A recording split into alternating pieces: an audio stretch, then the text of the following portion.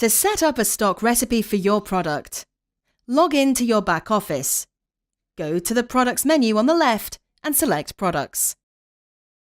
You can search for the product you want to set up the recipe for by entering the first few letters of the product name in the search box. Now click the Edit button on the product. Click on the Stock tab. And now click Add Product Recipe. Next, search for the ingredient you would like to add to this product. In this example, we will add the ingredient chicken breast to the recipe. Once the ingredient is displayed on screen, click Add.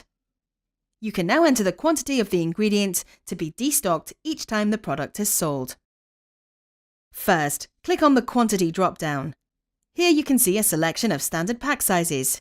You can add additional pack sizes if required by going to the Units and Measures section of the Stock Manager menu. Alternatively, you can use an existing measure and alter the multiplier to deduct the required quantity. In this example, we want to add 125 grams of chicken breast to the recipe for a cheesy chicken pasta product. As the lowest available pack size is 250 grams, we can select this measure and set the multiplier as 0.5. This will now destock the required 125 grams of chicken each time the product is sold. We can now continue to add the remaining ingredients required for the recipe. First, we will add 75 grams of pasta. To do this, we can search for pasta. Then, click the Add button. The 75-gram quantity is available from the drop-down, so in this instance, the multiplier can be left as 1. Next, we will add 100 milliliters of the cheese sauce ingredient to the recipe. Again, we can search for the product by name. Then, click the Add button to add it to the recipe.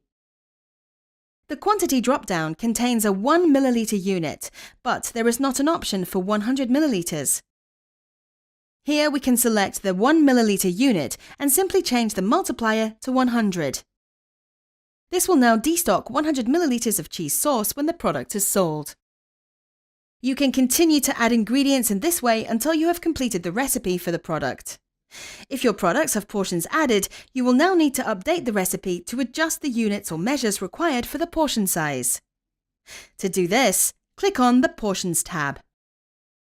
Here you can add an existing portion size to the product.